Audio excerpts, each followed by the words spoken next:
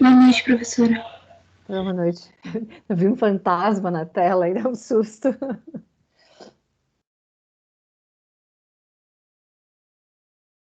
Boa noite, professora. Boa noite. Boa noite.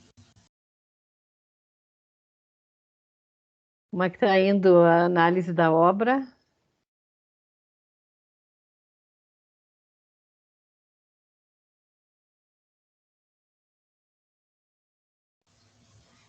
Eu não comecei ainda, prof. Eu não vim na aula sexta. E aí tava me inteirando hoje, agora que eu vou começar. Poliana? Mas e o vídeo? Não, eu vi os slides. E as plantas que o pessoal mandou lá no grupo. Tá. Hoje eu não vou, eu vou só começar a dar mais uma parte teórica, porque complementar sobre o modernismo, né, que acho que é importante, e o Frank Lloyd Wright e o Le Corbusier estão inseridos nesse contexto, tá? Só para complementar, para não ficar esses dois arquitetos jogados aí perdidos sem um contexto histórico maior.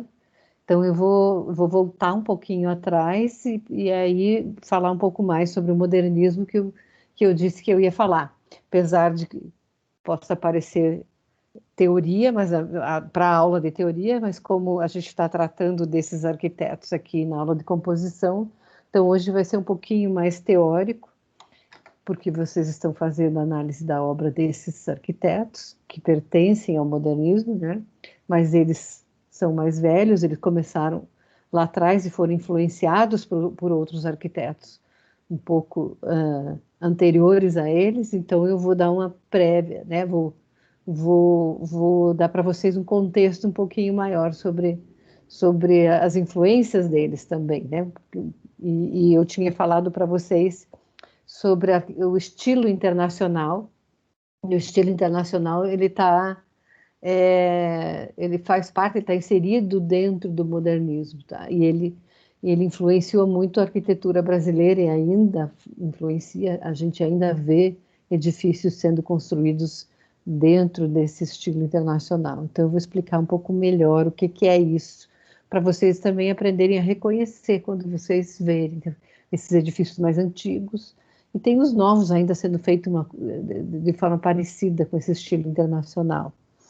E aí, na quarta-feira, a gente vai começar um assunto novo, independente de vocês estarem fazendo esse trabalho da análise da obra, tá?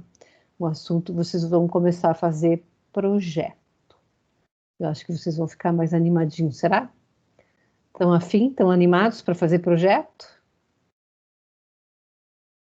Quantas pessoas Sim, têm? prof. Então, Ei, prof. quantas... A gente Oi. presencial, a gente queria ver com você só uma coisa. Se você não consegue aumentar só um pouquinho o volume do seu microfone, é que às vezes a caixinha de som aqui é bem fraquinha, daí às vezes não dá Deixa para eu escutar ver direito. se ele está. Bom, ele está no máximo aqui. É. Melhora alguma coisa? Está no máximo. E eu Hum. estou falando bem alto, então não sei se. Como a sala é grande, né? Às vezes a caixinha de som meio fraquinha não. Aí dá para aumentar alguma coisa aí? Vou procurar A- falar bem Aqui alto. a gente aumentou tudo o volume aqui. Eu Não... também. Ah, não, Eu então também. vamos Aham. virando aqui. Tá bom. Obrigado. Tá bem pertinho aqui do meu microfone. Não sei se. Veja se melhorou aí. Não, beleza, vamos vendo aqui. Obrigado. Mas se estiver muito baixo, me fale que eu vou falar mais alto possível aqui. Até deixa eu fechar minha janela aqui para o vizinho não.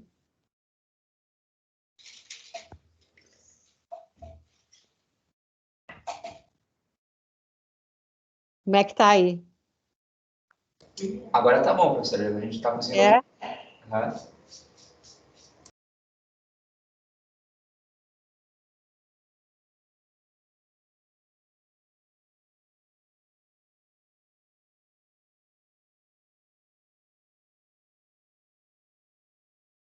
Só um pouquinho.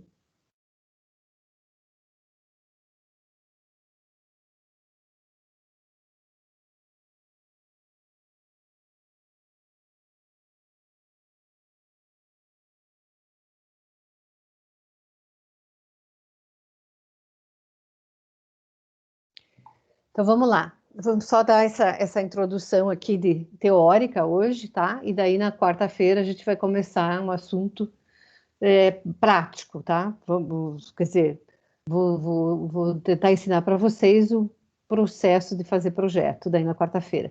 Eu só queria saber, o professor Vinícius, hoje vocês vão ter aula com ele, né? Depois, se ele não começou a dar corte para vocês ainda, né? Ou vai dar ainda, né? Vocês não chegaram a fazer nenhum corte ainda? Não. Não? A gente vai tentar caminhar junto com ele nisso, porque para vocês fazerem projeto, eu quero que vocês cheguem a fazer um corte também, né? Nesse projeto que vocês vão fazer comigo aqui. Mas vamos lá. Então, a gente vai ver hoje a arquitetura moderna internacional, o estilo internacional ou internacionalismo também. São nomes diversos que são conhecidos, esse mesmo estilo. Mas antes disso, a gente vai voltar um pouquinho atrás. Isso aqui não vai ser feito agora, tá? Essa coisa do quiz vai ser feito lá na aula de teoria. Então, o nascimento do modernismo, tá?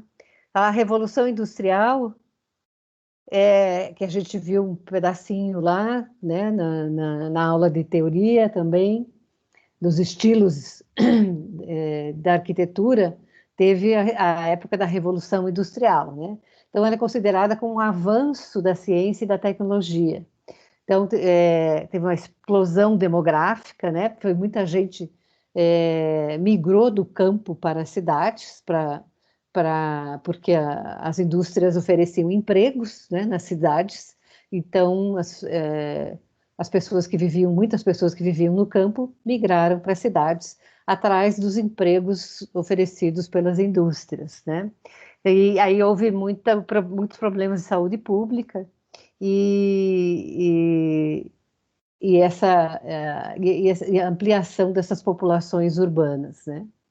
Então, houve uma aplicação e consolidação dessas novas tecnologias, né? Tinha o surgimento das estruturas metálicas, né? Que são esses novos materiais que surgiram, essas novas técnicas de engenharia, e aí as novas formas, né? Usadas na arquitetura.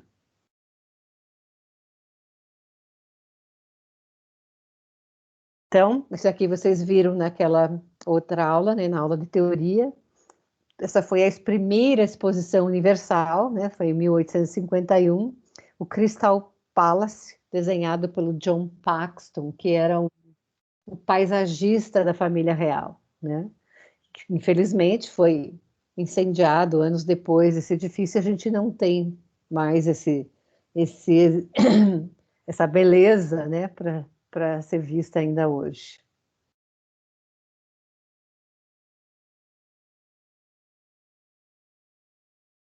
Essa casa que vocês estão analisando, né, a Ville Savoie, que está escrito errado aqui. Essa frase aqui, a forma segue a função, é uma frase famosa, dita pelo arquiteto Louis Sullivan, com quem o Frank Lloyd Wright trabalhou anos atrás.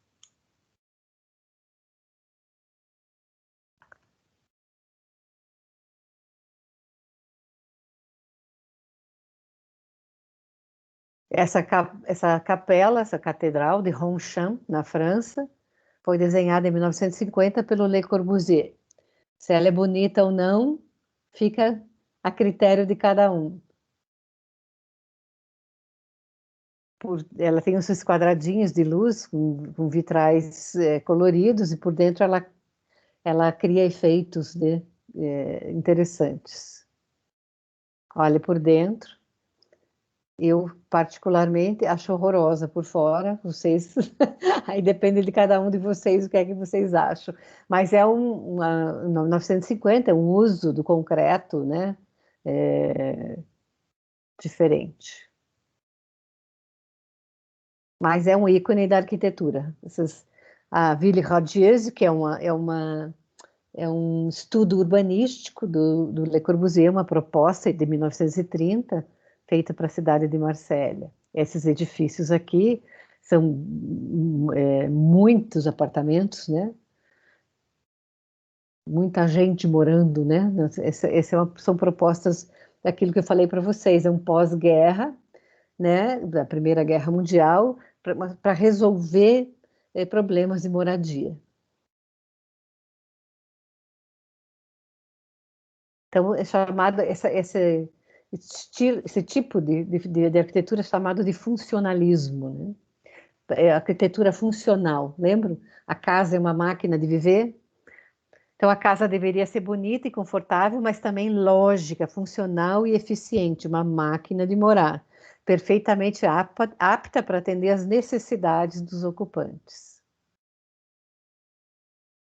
Então, esse tipo de arquitetura chama-se funcionalismo. Esse aqui no Brasil, o Le Corbusier foi chamado para projetar o edifício da Educação e Saúde Pública lá no Rio de Janeiro, e nessa época o Oscar Niemeyer era bem jovem, recém-saído da faculdade, e trabalhou como desenhista do Le Corbusier nesse projeto aqui em 1936. O desenho é do Le Corbusier, une œuvre complète, né? E olha aqui os pilotis, aquilo que eu falei para vocês. Pilotis são quando os pilares são soltos e livres e você pode passar por baixo, né? Isso é uma característica da arquitetura do Le Corbusier e também uma característica da arquitetura do Niemeyer, que o pavimento térreo fica livre, que tem uma praça e você pode ver através do edifício, né? O pavimento térreo não impede que você pode atravessar, né? A vista atravessa o edifício. Então, como acontece aqui no edifício do Mon, no Olho, né? Museu do Olho aqui, que é do Niemeyer, acontece a mesma coisa. O pavimento térreo, ele é livre, é todo livre. A tua visão atravessa a paisagem, né? Você pode ver através dela. Le Corbusier também desenhou mobiliário, né? Móveis da autoria dele, cadeira, sofá, cadeiras, poltronas.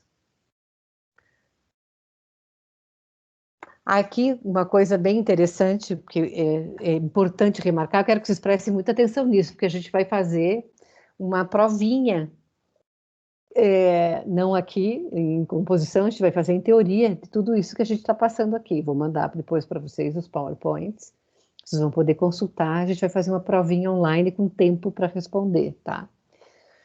Então, o Catalunha fica na Espanha, né? O modernismo catalão, Barcelona é capital da Catalunha, né? É como se fosse um estado do Paraná, o estado de São Paulo. Então, a Catalunha é uma província da Espanha, e Barcelona é capital da Catalunha.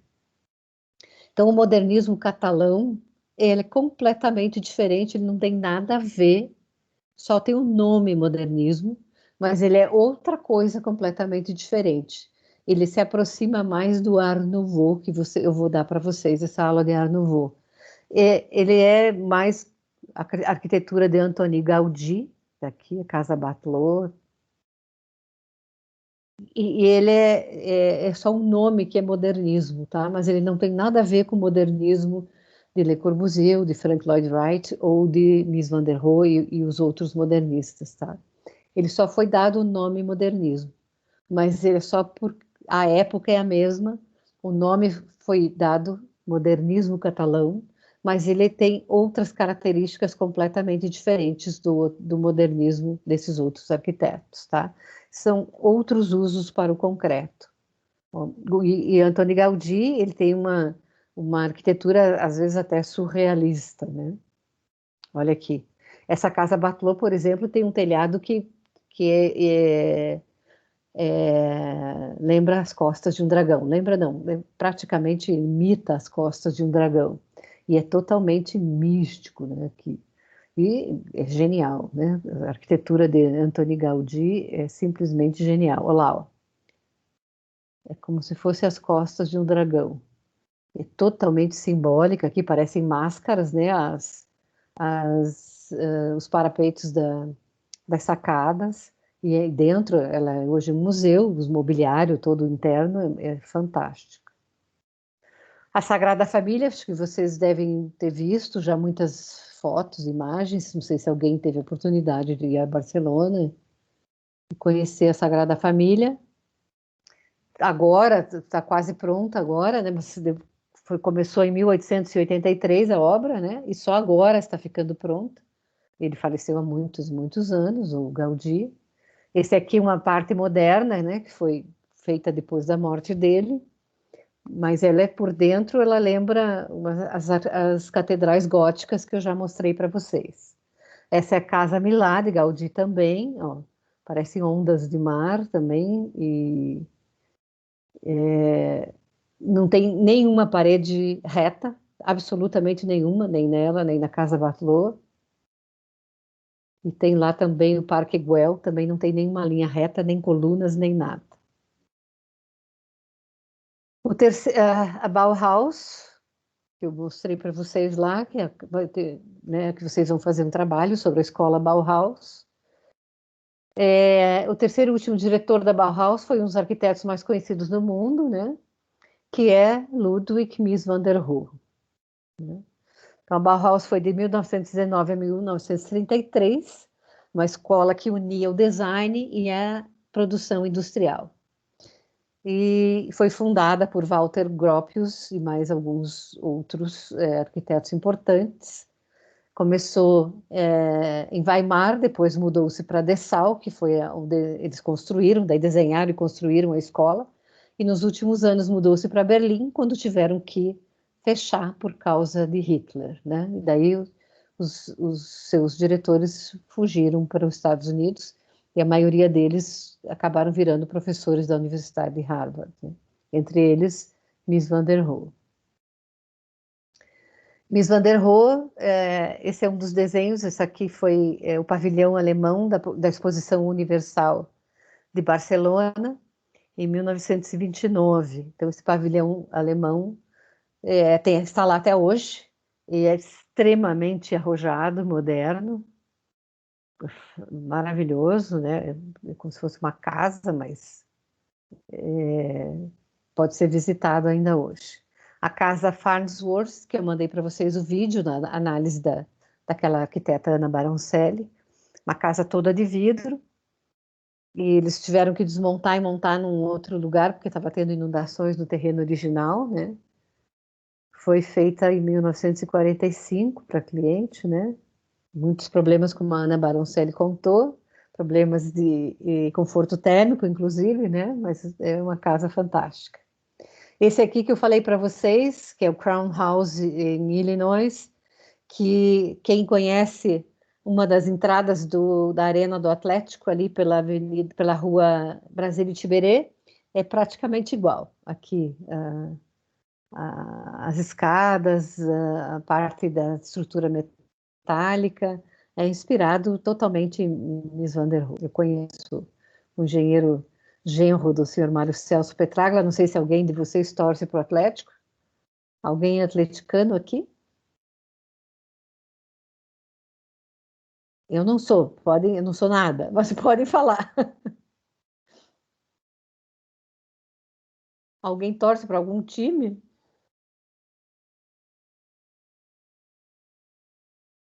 Alô? Só uma de vocês que conhecia a Arena do Atlético, né? Eu conheço, prof, mas Não, não trouxe, eu não torço para nenhum time. não torce, O senhor Mário Celso Petraglia. Eu também conheço, professor. Hã? Eu também conheço, mas eu não sou atleticana, eu sou coxa branca. Os dois presidentes dos dois times já foram meus clientes, tanto o ex-presidente, aliás, ex-presidente. Então, eu os conheço os dois, né? Então, por isso que eu conheço quem construiu, né? Sei bem o gosto de quem construiu. Então, isso aqui é bem Mies van der Rohe, a Arena do Atlético é bem Mies van der Rohe. Aqui lá em Chicago, que a gente deu uma passeada em Chicago naquela aula lá, então é em volta do Lago Michigan lá, edifício do Mies van der Rohe. A gente até passou em frente a esse prédio aqui, quando eu passei, fiquei passeando lá enquanto vocês ficavam fazendo trabalho. E o Frank Lloyd Wright, né? O Museu Guggenheim lá, de arte moderna, uma das obras, né, que a gente já viu, a Robbie House, que vocês fizeram análise. E aqui as casas que tem lá em volta, né, da Robbie House, só para a gente ver que quanto diferente era a casa do Frank Lloyd Wright, né? O vídeo que eu já mostrei para vocês, não vou passar de volta aqui.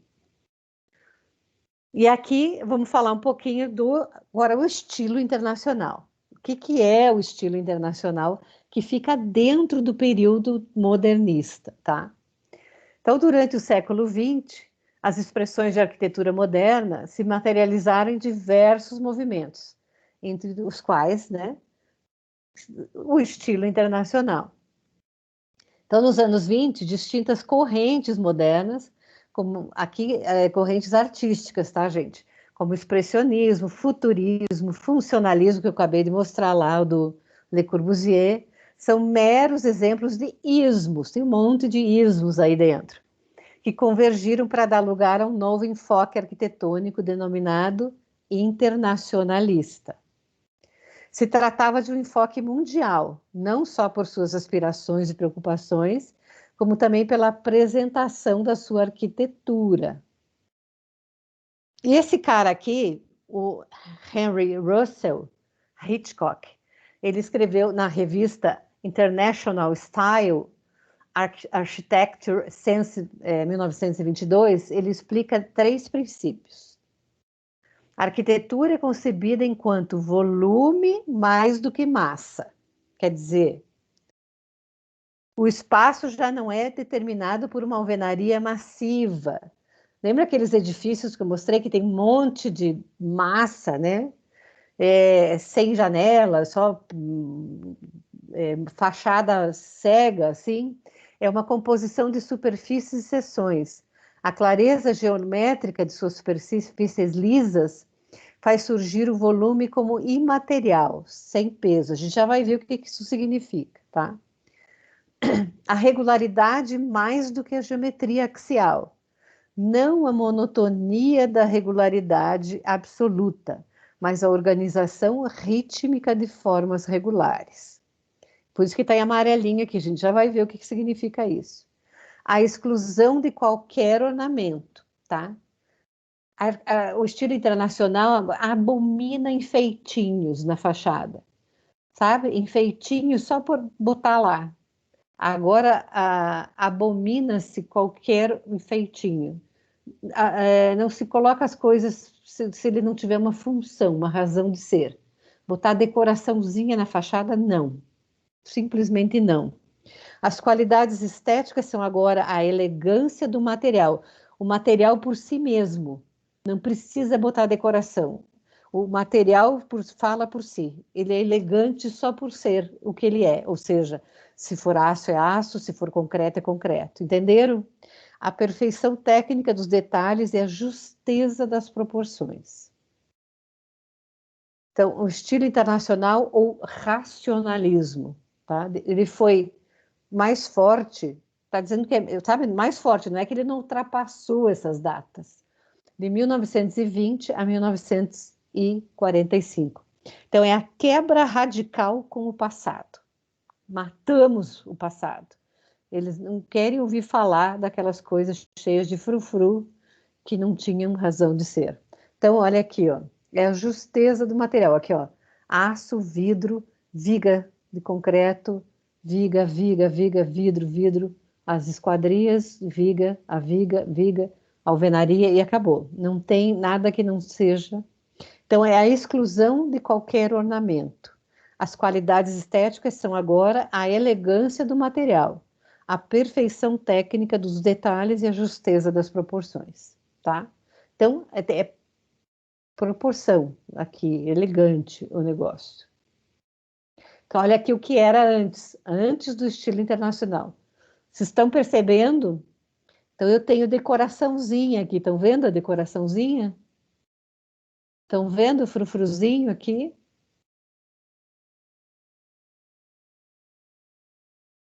Então, a exclusão de qualquer ornamento. As qualidades estéticas são agora, vão ser, né? Então, esse aqui antes do estilo internacional. Antes do estilo internacional. Estão vendo os bordados e tal? Aquilo tudo que tinha no neoclássico, no barroco, que eu mostrei para vocês. Se vocês têm lá aquele meu PowerPoint que eu mandei para vocês dos estilos, tá? Então, aqui tem bordados, né, que são cornijas e tal, tem arcos e não sei o quê, tem lá bordados, tem o acabamento lá em cima e tal. Isso aqui é um neoclássico, tá? O eclético. Eclético quer dizer mistura de estilos. Então, estilo internacional. Aqui, metal, vidro, a exclusão de qualquer ornamento. As qualidades estéticas são agora a elegância. Estou repetindo. Vocês estão vendo que eu estou repetindo? Vocês entenderam por que estou repetindo? Para enfiar na cabeça de vocês. Será que eu consegui enfiar? São as qualidades estéticas, são agora a elegância do material, a perfeição técnica dos detalhes e a justeza das proporções. Olha lá atrás um prédio lá, ó. Aquele prédio é Art Deco, que você ainda vou ensinar para vocês em teoria. É Art Deco, aquele lá. Esse aqui, estilo internacional, dentro do modernismo, tá? Então, os primeiros mestres. Apesar de ter nascido na Europa, o internacionalismo ganhou força mesmo, foi nos Estados Unidos, sendo muitos dos seus expoentes importados lá da Bauhaus, daquela escola super, que juntou design com indústria, tá? Porque os professores da Bauhaus picaram a mula quando Hitler tomou o poder lá na Alemanha e foram ser professores de Harvard. Né? Vocês entenderam todo o contexto? Por que ganhou força nos Estados Unidos? Harvard foi um dos seus principais centros. Então, esses caras aqui, ó, Richard Buckminster Fuller, Walter Gropius foi o fundador da Bauhaus, Philip Johnson, Ludwig Mies van der Rohe, Skidmore, Owens and Merrill. Esses caras aqui, ó, Skidmore, Owens e Merrill, são 3 caras. Eles fundaram esse super escritório que até hoje existe, esse escritório. Som.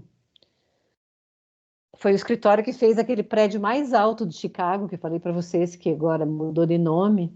Foi o prédio mais alto do mundo, que agora não é mais, né? Que foi batido já muitas vezes por os caras lá de Dubai e Malásia e tal, mas já foi o prédio mais alto do mundo, foi o primeiro prédio mais alto do mundo. Foram esses 3 caras que fizeram.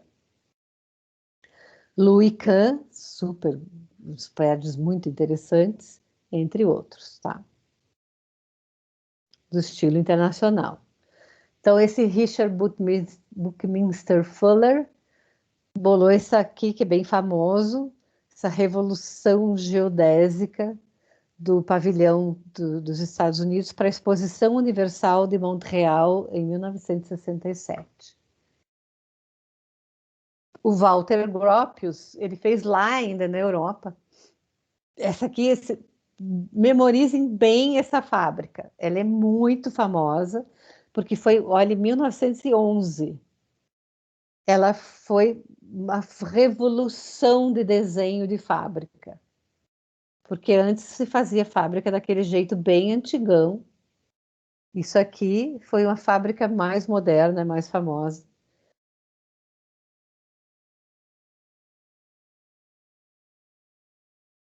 Tá? Construído em 1911, de acordo com os planos do Edward Werner, mas com as fachadas de vidro projetadas pelo Gropius e com Mayer.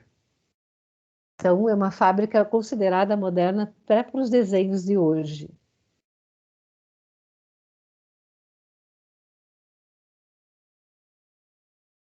É a Faguswerk, tá? Fábrica Fagus, que a gente chama. Olha como eram as fábricas antes, tá? As antes não. As fábricas ainda contemporâneas da Fagus eram desse jeito aqui. E olha a fábrica Fagus. Só para a gente entender o contexto da época. Então, para a gente entender o quanto elas eram modernas, né? Essa era moderna. Então, as fábricas daquele começo do século XX eram desse jeitinho aqui.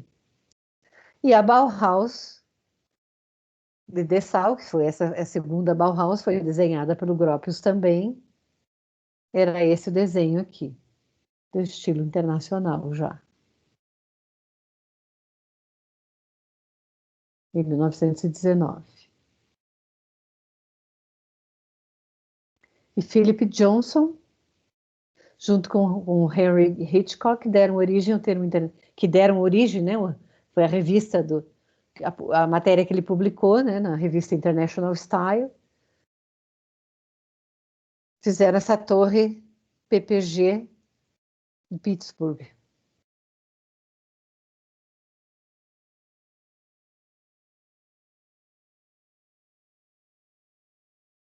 E essa aqui, do Philip Johnson também, fez essa glass house aqui. Ele idealizou a partir da casa Farnsworth, está escrito errado aqui, Farnsworth, do Mies van der Rohe. Então é um marco do estilo minimalista também, que está dentro do modernismo. Né? Uma casa de vidro. Complicado viver aqui, né? Só o banheiro ali que é fechadinho.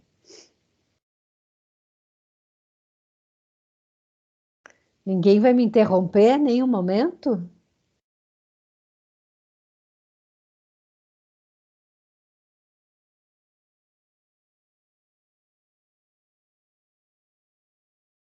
E o Philip Johnson também, esse Garden Grove Church.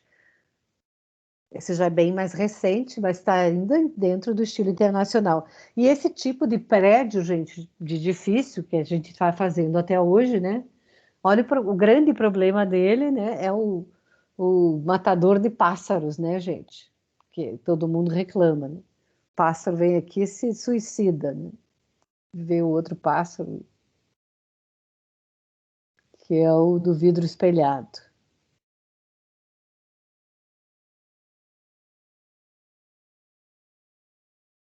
O pavilhão de Barcelona, né? Eu coloquei aqui para vocês, tá vendo aqui, ó, Um Contratempo. Esse filme é uma série, não me lembro se é uma sériezinha, uma minissérie, ou se é um filme, não sei se ainda está disponível na Netflix. Aparece o pavilhão, eles fazem espanhola e tem uma festa acontecendo dentro desse pavilhão aqui. E não falam que é um pavilhão, dá a impressão que é uma casa que está acontecendo, mas é aqui dentro do pavilhão do Mies van der Rohe, a festa que está acontecendo no filme. Um Contratempo da Netflix. Se alguém quiser dar uma olhada, acontece aqui dentro do pavilhão do Mies van der Rohe. Parece que é uma casa muito chique, e na verdade é o pavilhão.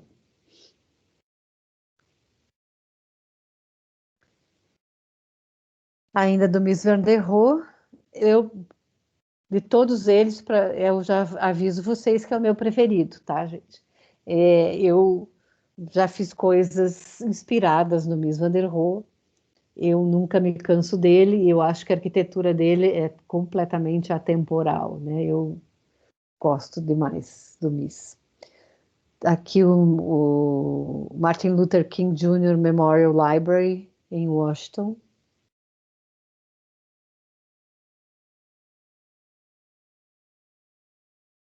E essa University of Chicago também. Também lembra um pouco algumas partes ali da Arena do Atlético. Essas escadas e estrutura metálica. O edifício da IBM em Chicago, também do Mies. cadeira do Miss.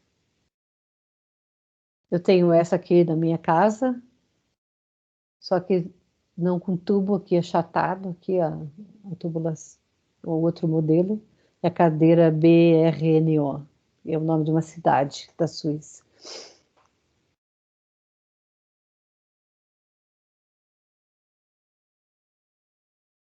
E o Skidmore, Owens and Merrill, são 3, né, arquitetos, Banco de Boston em São Paulo, do escritório do som, 1999. Você vê que o escritório até hoje funciona, apesar deles não estarem mais vivos. Ou simplesmente som, né? Engenharia e Arquitetura Norte-Americana, formada em Chicago em 1936, por Louis Skidmore, Nathaniel Owens e a ele se juntou John Merrill. Eles abriram a primeira filial em Nova York em 1937. Então, esse é o John Hancock Center, 1969, em Chicago. Aqui, ó, para vocês saberem, essa aqui que foi o mais alto do mundo, né? A Sears Tower, que eu falei para vocês, e hoje é a Willis Tower. Essa aqui que eu falei, já foi a mais alta do mundo. E aquele Joe Hancock é aquele ali, ó. Então, esse aqui já foi o mais alto do mundo, daí foi batido já por outros.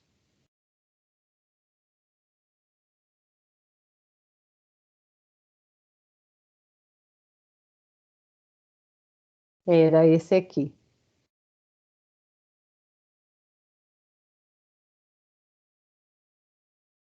Esse aqui é a irmã da professora Ariadne. Eu fui com ela lá, na Sears Towers, daquela que era a mais alta do mundo. Aí eu tirei a foto dela. Então a gente vai lá, a gente finge que está lavando a janela, né? E a gente tira uma foto. Então a gente lavando as janelas no Big John.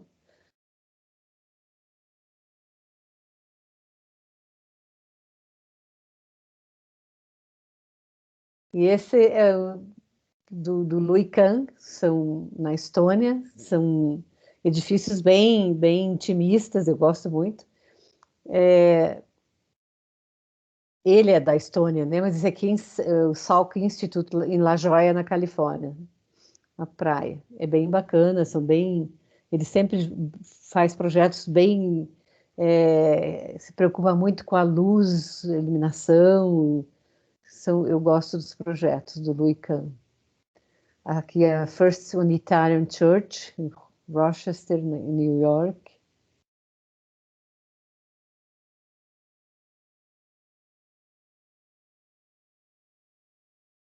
E aí, a pergunta é, será que foi o fim de uma era? Aí, muito depois que as teses do movimento internacionalista se houvessem calado, no Ocidente, por razões de contextualização, seguia-se como se fosse a face progressista da modernidade. E não só se exportava má arquitetura ao terceiro mundo, que é o nosso caso, né? Como se impôs a alto nível de exigências técnicas à África, à América do Sul e à Ásia. Então, para eles lá, servia. Para nós, não necessariamente, como eu falei para vocês na sexta-feira. Os grandes ideais de se criar um mundo novo, mediante premissas internacionalistas, foram duramente atacados nos anos 60. Os seus arquitetos foram censurados por abandonar suas visões pessoais em favor de manifestações comerciais e de luxo. Então, o modernismo no Brasil teve seu início na Europa e começou a se difundir aqui, né? A partir da primeira década do século XX, através de manifestos de vanguarda, principalmente em São Paulo. E como principal evento, teve a Semana da Arte Moderna, realizada em 1922. Então, no Brasil, as primeiras obras modernistas surgem como processo de industrialização. Então, segundo Lúcio Costa, foi o urbanista que desenhou Brasília. Então, o modernismo brasileiro justificaria-se, né, como estilo, afirmando-se a identidade de nossa cultura, representando um espírito da época. Então, foi introduzido aqui através da atuação e influência dos arquitetos estrangeiros, como o Le Corbusier, né? Ele veio lá desenhou aquele prédio, por exemplo, no Rio de Janeiro. E, embora tenham sido arquitetos brasileiros, como Oscar Niemeyer e Lúcio Costa, que mais tarde tornaram esse estilo aqui conhecido e aceito. Então, o Lúcio Costa e o Oscar Niemeyer foram discípulos, por exemplo, do Le Corbusier. E edifícios como aqueles que vocês viram, tem de montão no Rio de Janeiro, São Paulo, e não necessariamente eles seriam bons para nós, é uma coisa da gente avaliar, né? Só que, por exemplo, em São Paulo, nós somos um país tropical, então edifícios de aço e vidro talvez não sejam ideais para nós. Então, eu própria estou lidando com um problema aqui em Curitiba já há um ano ou mais. Eu tenho o edifício da IBM aqui em Curitiba, de um cliente meu, foi construído para a IBM há 40 e poucos anos atrás, que não, já foi comprado por outro cliente, que não abre nenhuma janela. Então, são esquadrias de aço e de alumínio e vidro, e não abre nenhuma janela. Nunca abriu. É um edifício construído nos padrões da IBM, que é uma empresa estrangeira. E é um país tropical, então só funciona com ar-condicionado lá dentro. Então, é um excelente equipamento de ar-condicionado. E agora, faz 40 anos que os funcionários reclamam que gostariam de abrir as janelas. E agora nós temos pandemia, né? Então, eu já fiz vários relatórios para eles e tal, planos de viabilidade, e agora já fiz mais outro, agora já fiz um outro projeto para abrir janelas, quanto custaria, fiz vários relatórios. Então, não é um edifício, é um edifício maravilhoso, fantástico. Eu gostaria de trabalhar lá, tem um bosque em volta. Até está lá no meu site, o edifício. É um dos edifícios que estão no meu site. Já faz 20 anos que eles são meus clientes. Mas é difícil, ele não funciona para a cultura brasileira. Então, como esse, tem muitos, principalmente aqui no sul do Brasil. Lá no Nordeste pode ser que tenha alguns também, provavelmente. E a gente pode explorar, que vocês vão aprender, vocês vão ter uma disciplina de conforto, né? Conforto térmico e acústico. E a gente pode trabalhar com isso aqui, né? A gente trabalha com ventos, com insolação, vocês vão aprender tudo isso também. Então, esses arquitetos, ao longo desses últimos 20, 40, 50 anos, talvez não tenham trabalhado com isso, entraram na onda dessa arquitetura internacional aqui, do aço, do vidro e do ar-condicionado. Então, as críticas foram nesse sentido. Servia para o Brasil, será? E antes disso, se faziam edifícios apropriados para o Brasil, se usava ventilação natural, se faziam edifícios com conforto térmico e acústico e adequado. E hoje, às vezes, você derrete lá dentro e desses edifícios aí, e se gasta muito em energia com ar-condicionado, então são edifícios inadequados para a África, Ásia e Américas, né? América do Sul. América do Norte são adequados, pode ser. E as críticas são nesse sentido. Então, era isso. A arquitetura internacional é a história, a breve história é essa. Ainda não chegamos ao fim aqui, né?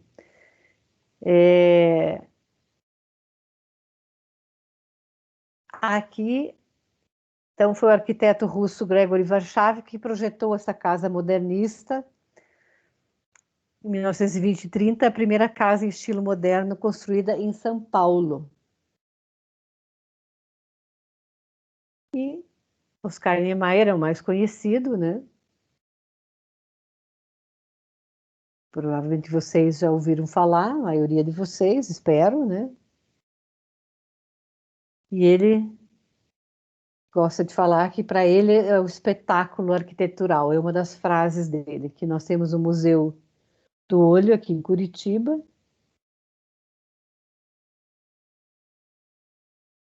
Aqui são os pilares dele, são as coisas mais revolucionárias que ele criou, né?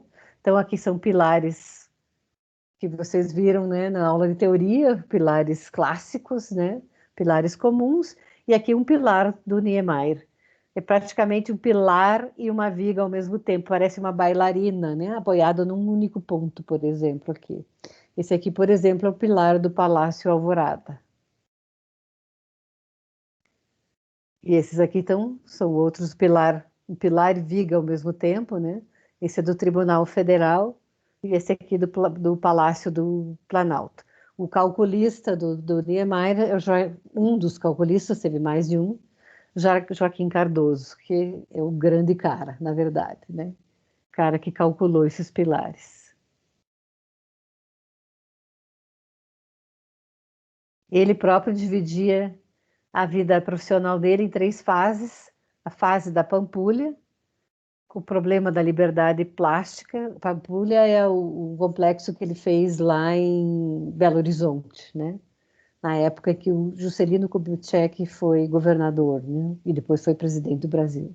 Que Juscelino Kubitschek foi que encomendou o projeto de Brasília como presidente.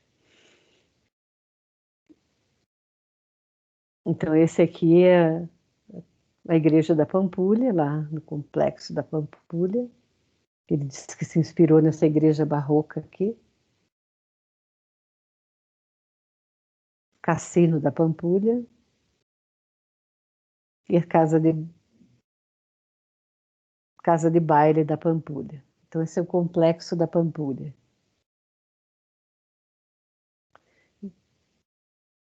Tudo dentro do primeiro grande momento dele, né? E esse edifício Copan, 1951, em São Paulo, né? Tem 120 mil metros quadrados esse edifício aqui no centro de São Paulo. Ele tinha projetado para que esse próprio edifício é uma coisa bem do Le Corbusier que ele tirou. Porque o Le Corbusier também tinha projetado coisas desse tipo dentro de um único edifício, naquela Ville Radieuse lá de Marsella. Tinha tudo, era uma cidade lá dentro, tinha tudo, de tudo dentro desse edifício. As pessoas não precisavam sair de lá. Para a pandemia estava ótimo isso, né? E a Casa das Canoas, aquela casa que também vocês viram o vídeo, seria o ponto culminante, né? A casa dele mesmo, desse primeiro grande momento da vida dele. E aqui nessa época, que é um momento histórico, né? Que Fidel Castro deu o golpe lá em Cuba. Todo mundo achou que isso é uma grande coisa, né? Toda a América Latina, os movimentos revolucionários, né, para combater as novas ditaduras no Brasil, ia começar em 1964. E aqui o Brasil foi campeão, né? Pelé jogou, Tom Jobim gravou a primeira bossa nova, né? E aí esse cara, o Joaquim Ferreira dos Santos, disse que 1958 foi um ano que nunca deveria ter terminado. E aí Oscar Niemeyer disse que aí começa aí o seu segundo grande momento. Aí começam a projetar Brasília. E ele quis valorizar o engenheiro, usar a técnica em todas as suas possibilidades, criando formas novas. Então agora somente as artes, a música, a arquitetura, a bossa nova, as obras de Brasília, as rodas intelectuais, e o país vivia sua fase mais eufórica. O Brasil estava se achando. O Brasil, em 1958, achava que ele era uma grande potência, igual a Estados Unidos, a União Soviética e a França. Só que, puf, era uma bolha, né? Durou pouco. Aqui é o Oscar Niemeyer, o Lúcio Costa, estão vendo o projeto de... Aqui é o Lúcio Costa, o Oscar Niemeyer e o Juscelino Kubitschek, o presidente do Brasil, vendo os planos de Brasília. A catedral, lá começando a esplanada, né?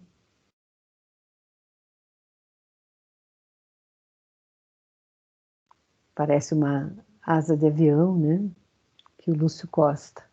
Então, no Planalto Central, Oscar Niemeyer e Lúcio Costa já desenhavam, desde 1956, os esboços da nova capital, símbolo de um futuro glorioso, eles achavam, né?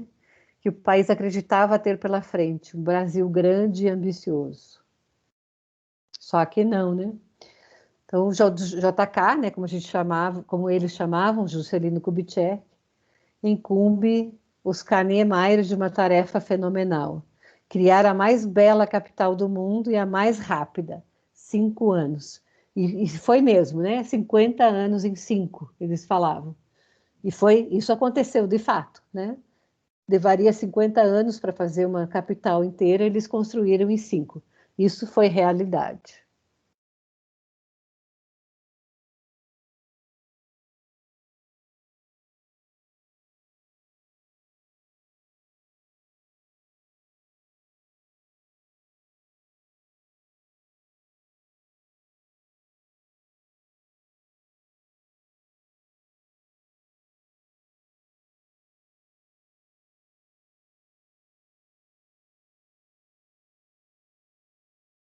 Essa é realmente muito bonita.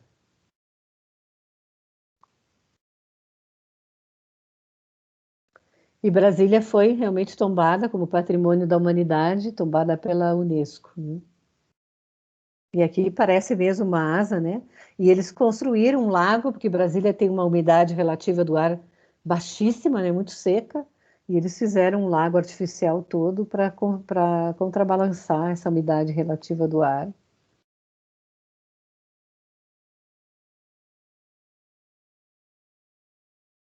Isso aqui são as características, anotem isso, quer dizer, não precisa anotar porque eu vou dar para vocês mas vocês registrem na cuquinha que vai cair na provinha depois. As características da arquitetura do Niemeyer, tá? Isso é bem importante. Colunas esculturais, leveza da sua arquitetura, ó, parece que está flutuando aí, ó, a escala dele flutuando, tanto que está aqui em amarelo, tá, gente? Vou voltar lá, ó. Colunas esculturais, as características. Leveza.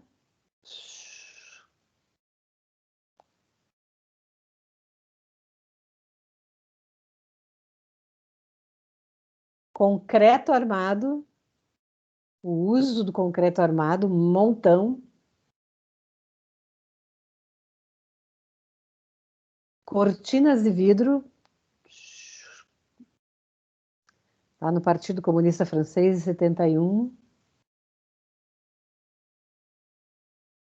Concreto protendido.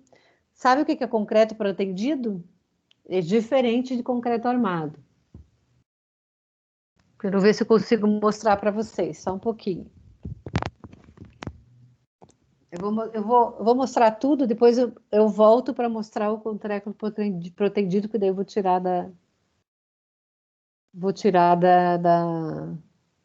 da tela lá para mostrar para vocês o que é concreto protendido. Alguém já ouviu falar em concreto protendido? Não é concreto armado, é diferente de concreto armado.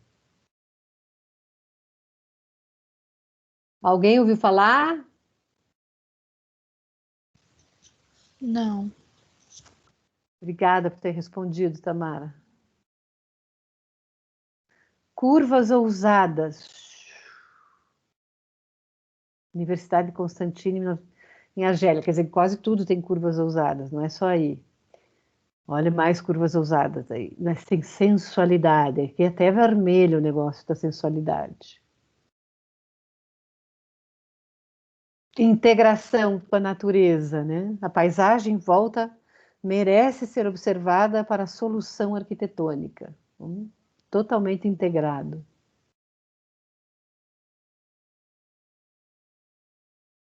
Movimento. Tem movimento aqui, será? Aqui na Bienal de São Paulo. Vão livre. Lembra que eu expliquei o que era vão livre?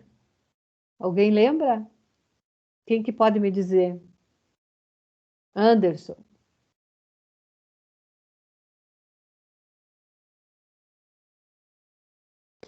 Infelizmente não lembro, professora. Desculpa.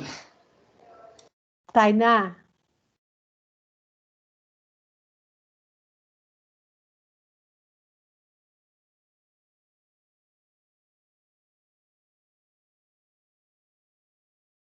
Gabriel.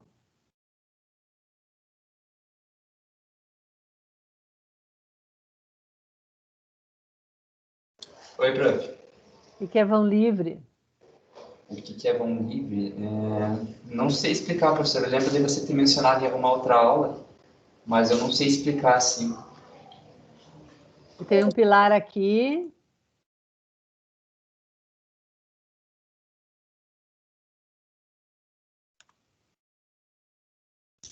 Prof, a Tainá respondeu no chat. Vamos ver o que a Tainá respondeu.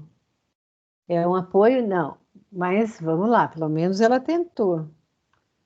Tenho 2 apoios. Muito bem, Tainá, pelo menos você começou. Professor, é a distância entre esses 2 apoios. Muito obrigada, Poliana. É o espaço entre 2 apoios. Isso aí. É o vão entre os 2 apoios. É isso aí, Poliana. Esse é o vão livre. É o vão que está entre os 2 apoios.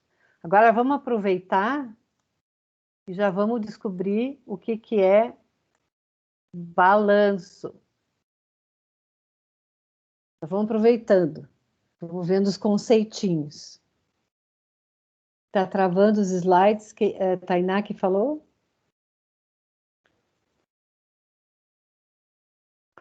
Esse aqui é o vão livre. Tem um apoio, aqui tem outro apoio. É o vão livre, tá?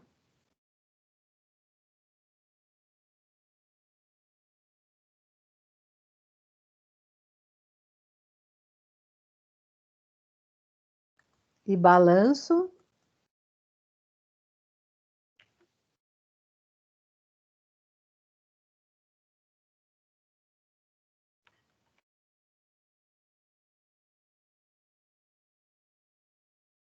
Aqui tem a laje, tá?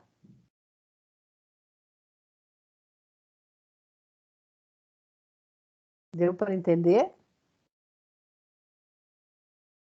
Sem apoio. Tá balançando, né? Aquela varanda lá do Frank Lloyd Wright, que eu falei para vocês, estava em balanço. Não tinha apoio, ó. Conseguiram enxergar? Sim. Assim que já ia entendendo esse conceito. Aqui é a laje, ó. Aqui é a cobertura, aqui é o piso. Aqui tem um apoio, aqui tem o apoio. Aqui é a laje. Então, essa laje, aqui tem um vão livre, aqui eu tenho um balanço, ó. Essa laje está em balanço, esse pedaço aqui, ó. Por quê? Porque eu não tenho nenhum pilar segurando ele aqui. Então, tá em balanço. Entendido? Então, posso apagar ou deixo ali para vocês enxergarem depois? Então, uma das características do Niemeyer é grandes vãos livres, tá? Então, o Mon já teve um dos maiores vãos livres do mundo. Já foi batido, lógico, mas na época que foi construído, já foi um dos maiores vãos livres do mundo. Ou seja, a distância entre esse pilar e o próximo aqui, já é enorme. E sabe por que isso é possível? Deixa eu já tirar isso aqui, para não atrapalhar. Oh, meu, apaguei a foto. Porque toda a fachada do Mon, essa fachada lateral aqui, é uma viga. É uma enorme de uma viga. Então, ela pode vencer todo esse vão aqui. Enorme. Porque a viga, para vencer um vão, a viga tem que ter a altura, uma porcentagem da distância que ela está vencendo. De concreto é 10% do vão que ela vai vencer. Então, por isso que ela é bem alta, essa viga aqui. É a fachada inteira. Ela é uma viga de concreto.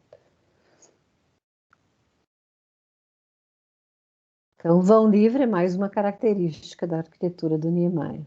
Então, aqui tem um resumo dela. Leveza dos apoios, colunas esculturais, concreto armado, concreto protendido, vidros, né, fachadas de vidro, grandes fachadas de vidro, curvas ousadas, sensualidade, movimento, integração com a natureza e vãos livres. Então, essas são as características, o resumo delas, tá? Então, o Mão em Curitiba foi feito em 2002. O olho, né? O Mão já existia lá, aquele prédio de lá de trás já existia. Ele tinha sido feito originalmente para ser o colégio, né? Centro de Educação, né? O colégio que tem aqui no centro. Mas depois acabou sendo uma secretaria. Todas essas características que eu passei aqui para vocês estão aqui no Mon. Tem curvas esculturais, tem sensualidade, curvas ousadas, tem fachada de vidro, tem concreto protendido, tem concreto armado, tem colunas. As colunas esculturais, mais ou menos. Tem umas colunas grossas lá só. Tem movimento, tem integração com a natureza, porque eu enxergo aqui, vejo o Parque do Papa lá atrás, eu vejo direto lá.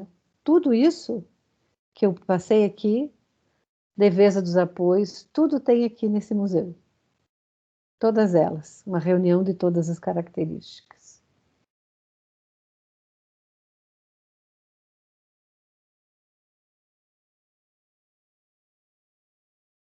Eu vou pegar lá um materialzinho para explicar para vocês o que é concreto protendido.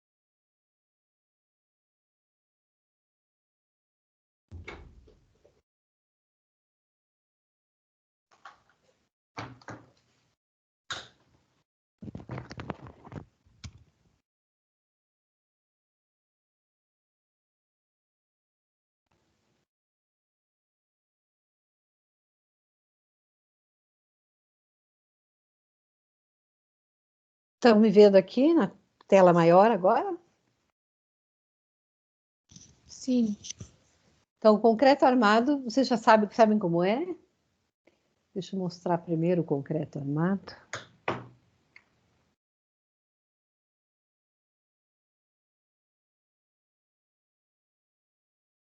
Deixa eu procurar aqui imagens.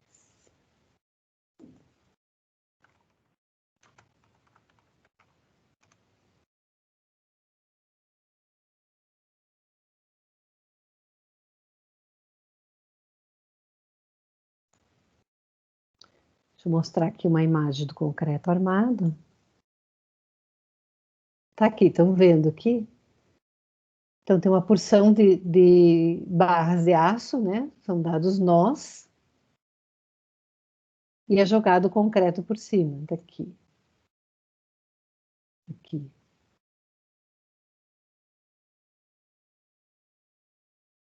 Agora eu vou ver o protendido, se parece. Protendido.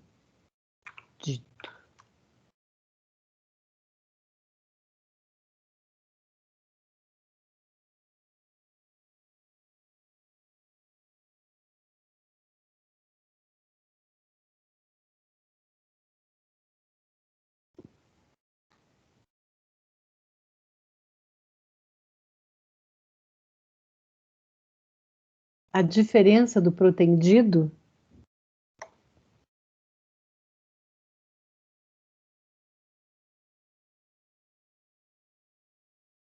aqui.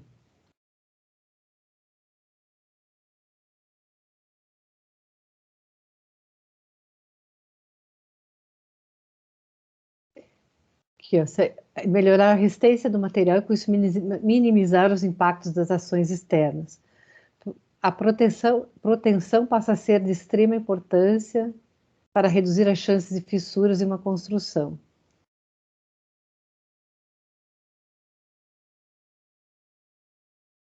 Queria que mostrasse uma imagem mais.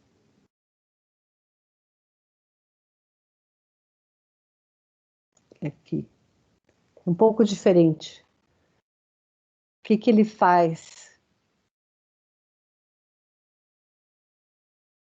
Ele faz mais ou menos assim, ó. É como se eu estivesse comprimindo assim isso aqui, ó. Eu estou comprimindo essa porção de plaquinhas aqui, ó. Eu estou protegendo. Então elas não caem, ó. Se eu soltar, elas se desmontam. À medida que eu comprimo, elas se seguram.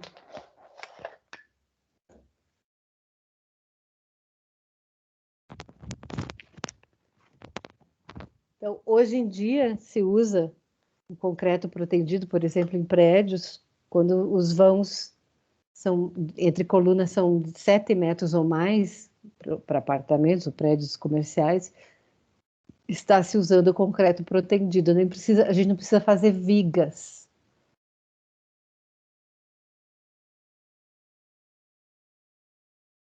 Ó, concreto protendido reduz os custos, a gente não precisa mais fazer viga. Deixa eu ver se aparece aqui na imagem. Não está aqui a imagem. A gente pode derrubar as paredes todas de um andar inteiro porque não tem viga. Então, isso que significa isso, é bem mais interessante. Agora, quando é menos, os pilares estão a menos de 7 metros, não é economicamente viável. Então, isso que é concreto protendido. Está aqui, ó. É bem diferente o jeito de fazer, né?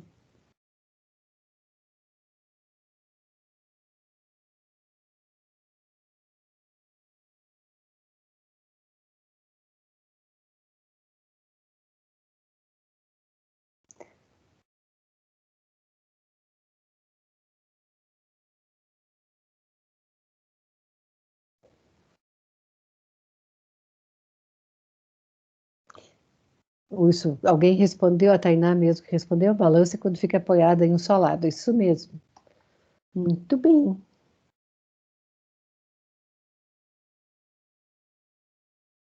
Alguma dúvida disso aqui?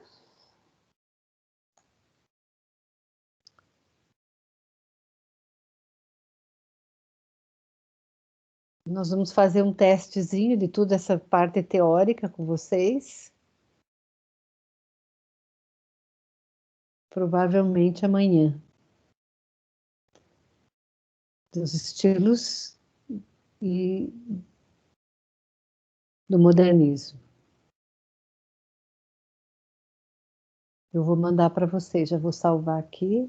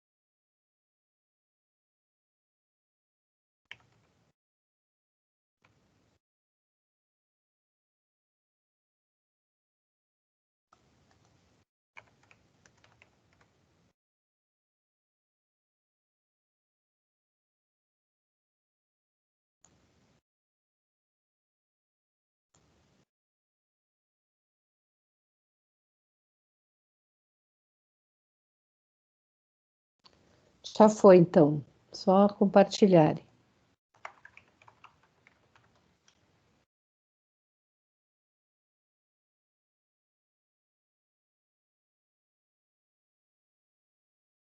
Nenhuma dúvida, gente?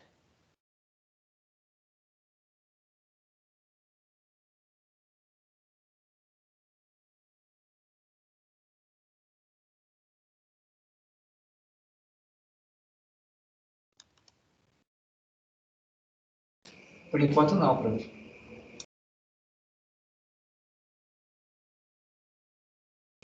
Então, ficamos por aqui hoje. Nenhuma dúvida no trabalho de análise? Ninguém começou? Aproveita para tirar as dúvidas. Uma água aqui.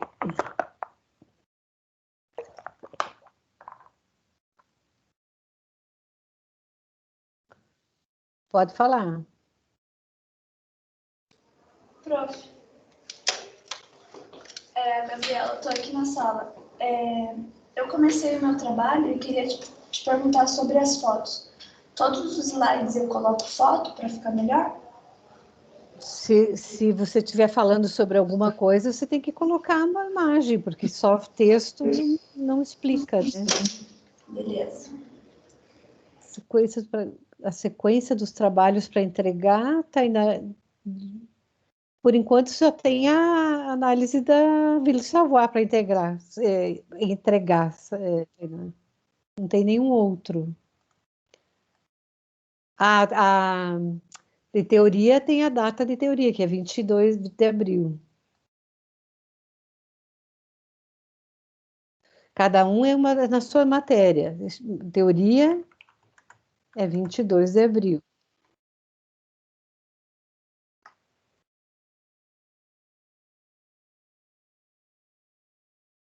Tá, sim.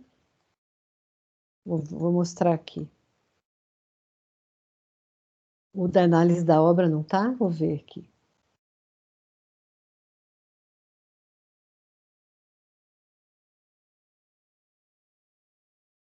Professora, Oi. sobre o trabalho dos estilos arquitetônicos, é só para fazer sobre um, e daí a sala inteira meio que forma uma A, linha do tempo? É isso que você quis dizer? Ou a gente tem que fazer sobre todos? Amanhã eu mostro para vocês o exemplo. Cada equipe vai fazer inteiro a linha do tempo completa. Aqui, ó. Entendi. Criar uma linha do tempo contendo os estilos arquitetônicos referentes aos estilos mencionados no arquivo anexo. O arquivo já está lá.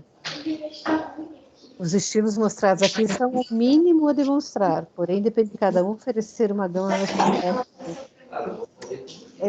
Todos os estilos. Cada equipe vai fazer todos os estilos. Amanhã eu vou mostrar mais um exemplo. Não, beleza, obrigado. E agora o de composição, eu não coloquei de composição. Ah, não coloquei ainda, vou criar então a atividade.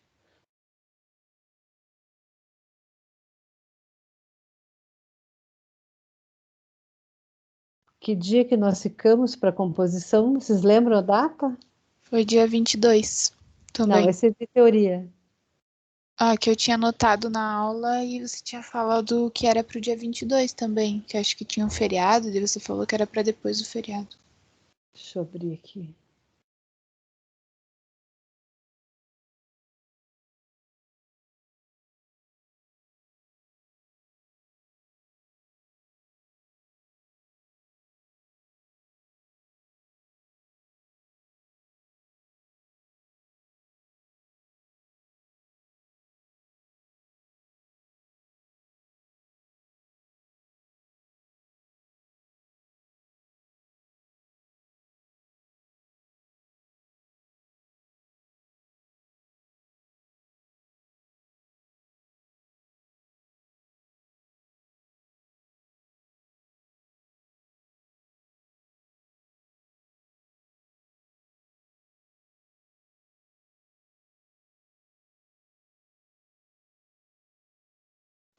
está aqui. Estilos arquitetônicos.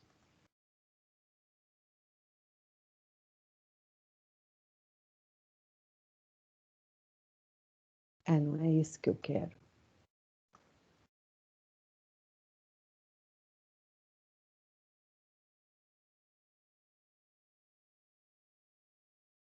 Abri o arquivo errado.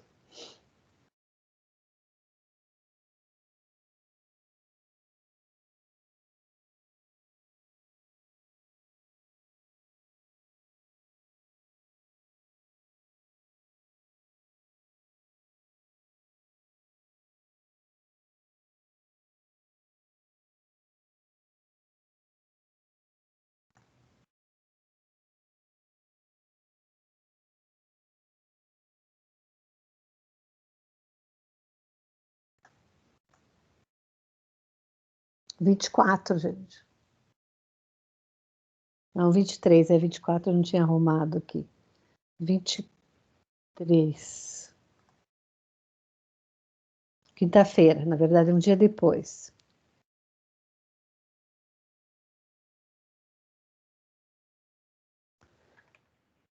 Mês de abril.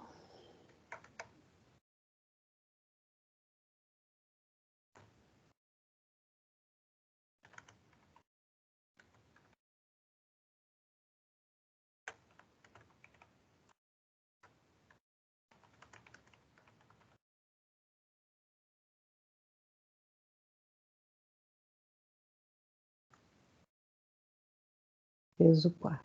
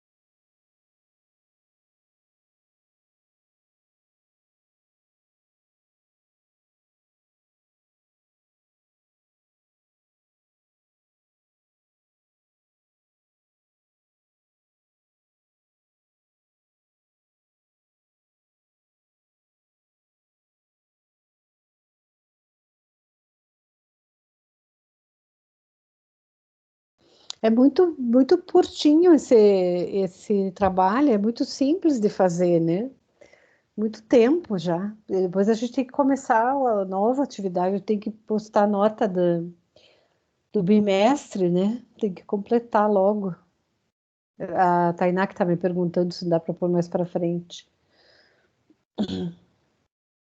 É muito rapidinho para fazer esse trabalho. Vocês já não fizeram nada na casa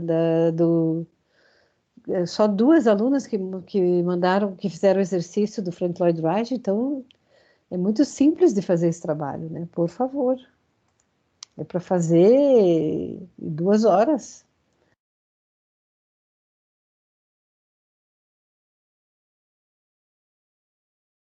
O qual estão falando? E o outro é em equipe, né? São duas pessoas para fazer o de teoria. E nós temos nota nenhuma de teoria ainda. Então, eu vou fazer uma provinha que vocês fazem na hora, e com consulta, e mais esse trabalho da linha do tempo, para o bimestre.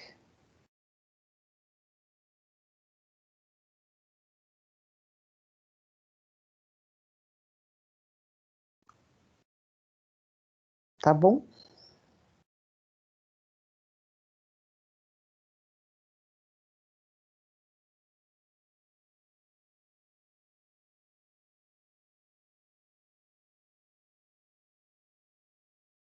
Deixa eu ver aqui, vocês têm 1. Esse aqui foi peso 1.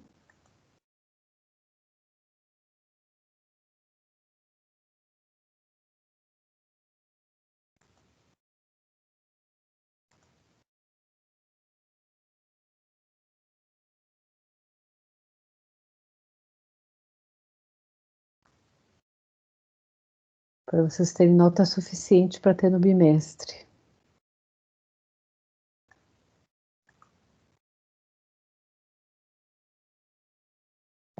Deixa eu ver os pesos de vocês aqui.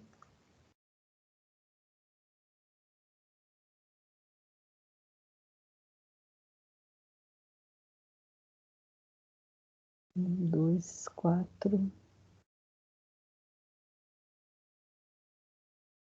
Eu acho que vou ter que aumentar o peso para não dar mais um trabalho ainda para vocês.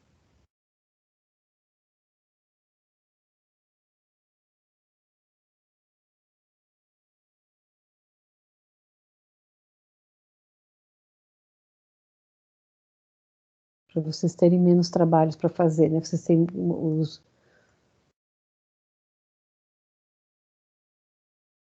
O que vocês têm? Vocês têm disciplina do Vinícius.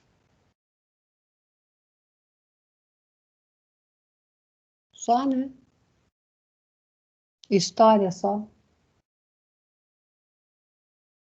Então não é tanta coisa. O Vinícius faz todos os exercícios valerem nota? Como é que ele está fazendo?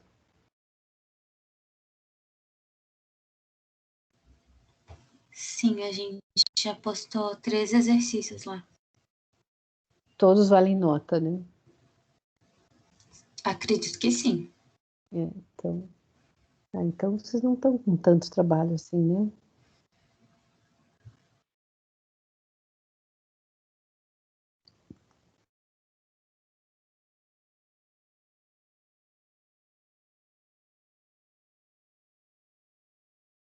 A gente tem data para postar as notas de vocês. Deixa eu ver até quando.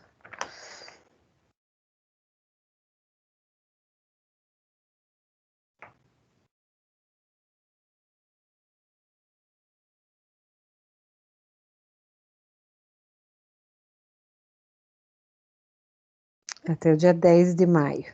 Data limite para postar as notas. Então tá bom, gente.